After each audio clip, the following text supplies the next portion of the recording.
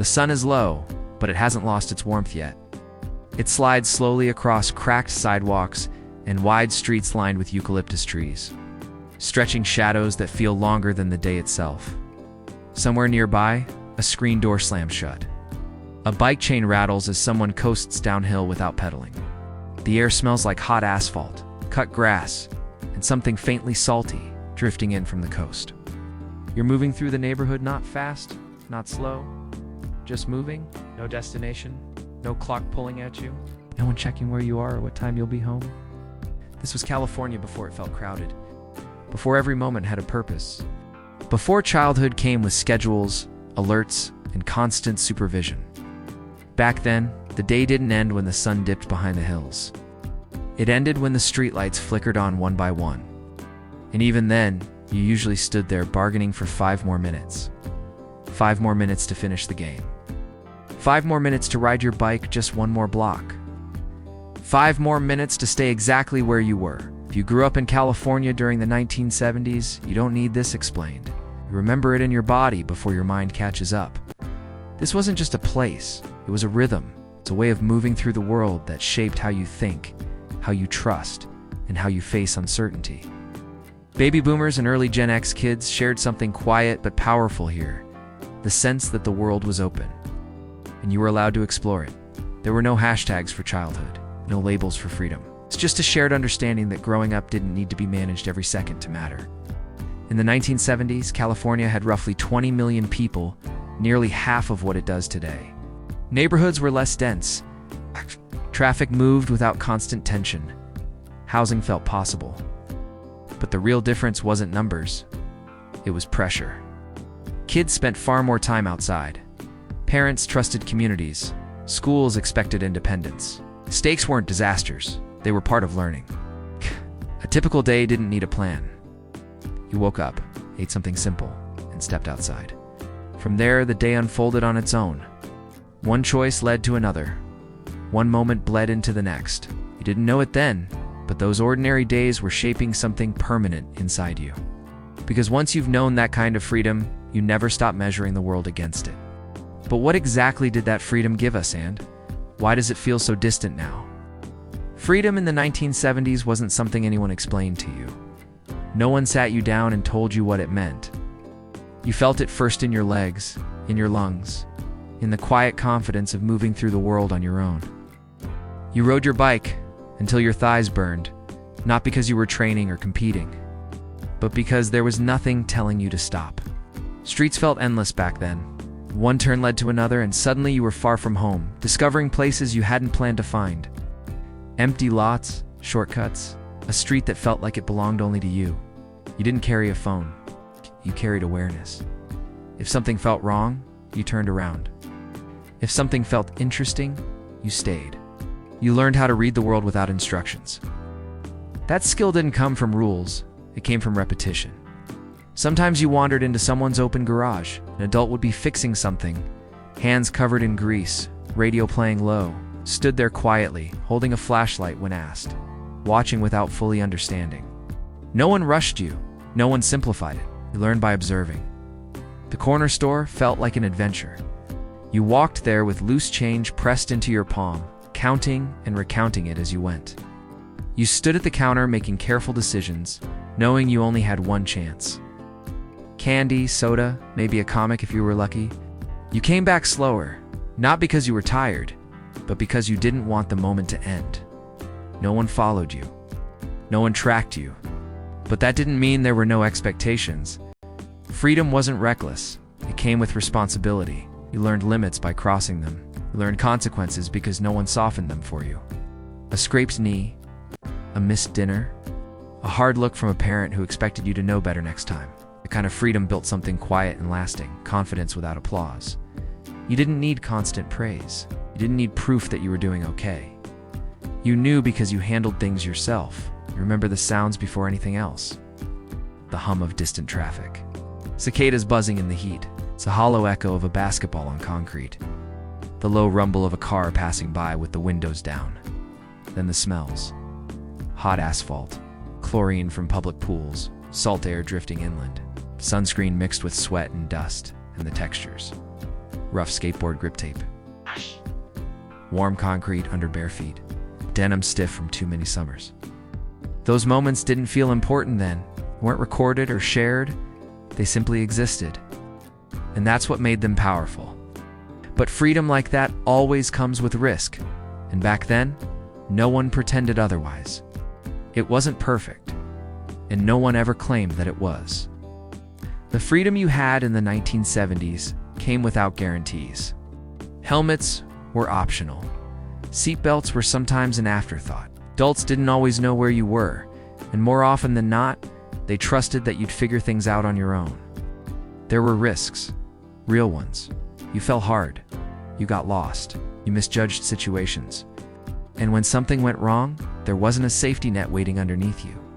There was no instant call for help. No way to pause the moment and undo it. Instead, there was learning. You learned how to read danger early, which streets felt safe, which houses to avoid, when to trust someone, and when to keep moving. These weren't lessons taught in classrooms. They were learned through experience, one moment at a time. Scraped knees were common, bruises were normal. Fear showed up occasionally, but it didn't control you. You learned how to measure it, how to stand still and decide instead of panicking. Today, we talk about eliminating risk entirely. Back then, risk was something you lived alongside. You learned how to manage it, not erase it. And that made a difference later in life, because when you grow up making small decisions on your own, you don't freeze when bigger ones appear. You trust your instincts. You know how to assess situations without waiting for permission. Mistakes weren't documented, they weren't shared. They didn't follow you forever. A bad choice stayed in the moment where it happened, leaving behind a lesson instead of a label. No one pretended it was harmless. Parents knew the risks, communities knew them too, but the belief was simple. Growth required experience, not insulation. Responsibility came early. If you were late, there were consequences. If you broke something, you fixed it or paid for it. If you crossed a line, you faced it. That kind of accountability didn't harden you, it grounded you. You learned that actions mattered, that choices had weight, and that trust, once broken, took time to rebuild. Looking back now, it's easy to focus on what could have gone wrong. But what actually happened was something quieter and more lasting. You learned how to handle uncertainty. Once you've learned that, you carry it with you forever. But risk was only one side of it, because what truly shaped that generation was something much slower and easier to miss. Waiting was woven into everyday life in the 1970s. It wasn't something you noticed. At the time, it was just how things worked. You waited because there was no other option. And somehow in that waiting, something important quietly formed. You waited for Saturday morning cartoons, waking up early and sitting cross-legged on the floor, the television humming softly before the rest of the house stirred. You waited all week for that moment. And because of that, it felt special. Earned. You waited for photos too. You took a picture, then forgot about it. Days later, sometimes weeks, you held the developed prints in your hands. Seeing moments you had almost stopped thinking about. The delay made them feel heavier, more real. You waited for letters, real ones. Envelopes with familiar handwriting that carried news, stories, and emotion across long distances. When something finally arrived, you read it slowly, sometimes more than once, because there was no instant reply waiting. Phone calls had weight. You stood still when the phone rang. You listened carefully. You didn't talk over people. When the call ended, it ended. There was no lingering thread pulling at you afterward. Family dinners happened without interruptions. No buzzing, no glowing screens. Conversations stretched and stumbled, filled with pauses that didn't need filling. Silence wasn't uncomfortable, it was natural. That slowness shaped how you experienced time. Moments weren't stacked on top of each other, weren't pulled in multiple directions at once. You lived one thing fully before moving to the next. Waiting taught patience without lectures. It taught attention without effort. It taught presence without instruction. You learned how to sit with uncertainty, how to tolerate not knowing, how to trust that answers would come when they came. Those skills stayed with you even as the world sped up around you. Today, waiting feels almost unbearable. Silence feels wrong. Delays feel like failures. But back then, waiting wasn't empty. It was full of anticipation. You didn't rush memories. You didn't multitask experiences. You lived them one at a time, letting them settle before moving on. And without realizing it, that pace shaped how deeply things stayed with you. Because when life moves slowly enough, moments don't slip through your hands. They stay. But that careful rhythm couldn't last forever, and when it broke, everything began to change. For a long time, California carried a quiet promise. You didn't talk about it. You didn't name it. You just felt it. The belief that tomorrow would be bigger than today, that life would open outward, not close in. That freedom and progress could grow side by side without one destroying the other. In the 1970s, that promise still felt intact. The future didn't feel rushed, it felt patient. Opportunities seemed spaced out enough for you to reach them when the time came. There was room to make mistakes, recover, and try again without feeling like you were falling behind. But change doesn't usually announce itself. It arrives slowly, almost politely, before it becomes impossible to ignore. More people came. More cars, more rules, more urgency. Neighborhoods grew denser. Streets grew louder. Schedules started filling in the empty spaces where wandering once lived. Time, which had once felt wide and forgiving, began to tighten. Pressure crept in quietly. Schools began expecting more structure. Parents began worrying more not because they trusted less, but because the world felt less predictable. News traveled faster. Fear spread easier. And little by little, supervision replaced trust. The rhythm shifted. Days started ending earlier. Streetlights no longer meant one last game. They meant it was already too late. Doors closed sooner. Curfews tightened. Freedom began to feel conditional instead of assumed. No single moment caused it. No single decision broke the spell. It was speed.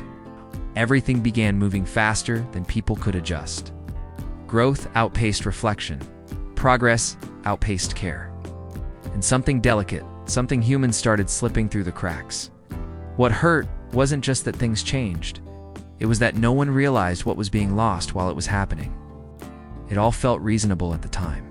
Necessary. Responsible. You didn't know you were standing inside something fragile because it felt permanent. Only later did it become clear that the promise had fractured not from cruelty, but from momentum.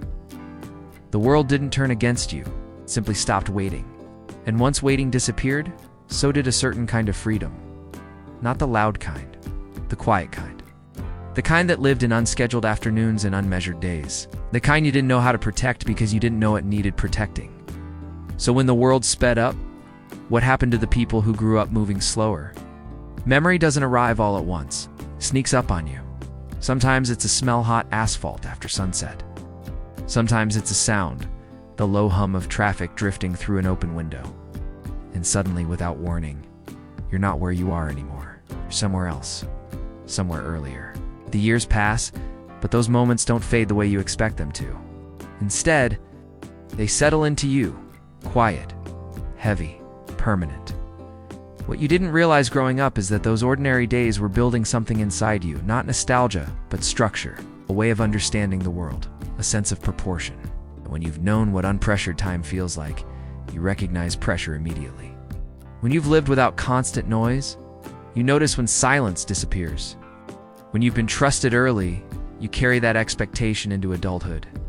Those memories didn't just stay in the past, they shaped how you handle loss, how you value time, how you respond when things don't go as planned. You don't panic as easily. You've been lost before and found your way back. You don't rush every decision. Remember that life once unfolded without forcing it? There's a quiet resilience that comes from that kind of childhood. Not loud confidence, not bravado. It's just a steady belief that you can figure things out as they come. As the world changed, that inner compass mattered more than ever. Because speed doesn't leave room for reflection. Noise doesn't leave room for meaning. And without memory, it's easy to forget what matters.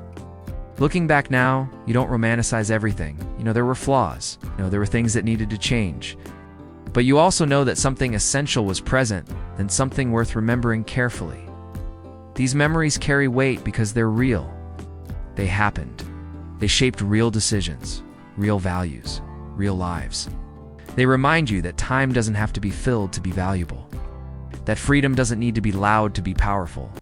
That growth doesn't always look productive from the outside. Sometimes the ache you feel isn't just longing, it's recognition. Recognition of a rhythm your body still remembers, even if the world no longer moves that way. But remembering isn't always comfortable, because once you see what shaped you, you start asking what was quietly taken away. At some point, the sharp edge of nostalgia dulls. Now what's left isn't anger or bitterness. It's understanding. You stop asking who ruined things. You stop looking for someone to blame. Because life teaches you that change doesn't usually come from bad intentions. It comes from fear, speed, and the belief that more control means more safety. Looking back now, you can see why things shifted. Parents didn't suddenly stop trusting their kids. The world just started feeling louder, faster, and harder to predict. Information arrived instantly. Worries multiplied. The margin for error seemed smaller, so supervision increased. Schedules tightened. Freedom became something that had to be earned repeatedly instead of assumed. It wasn't cruelty, it was concern.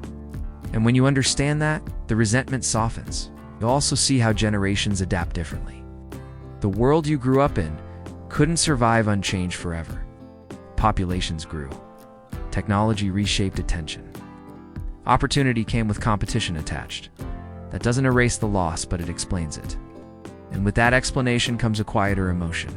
Grief without anger. You mourn the unstructured afternoons, the empty spaces, the silence that once felt normal. But you don't deny the realities that replaced them. Instead, you begin to carry both truths at once. That the past wasn't perfect, and that it still gave you something rare.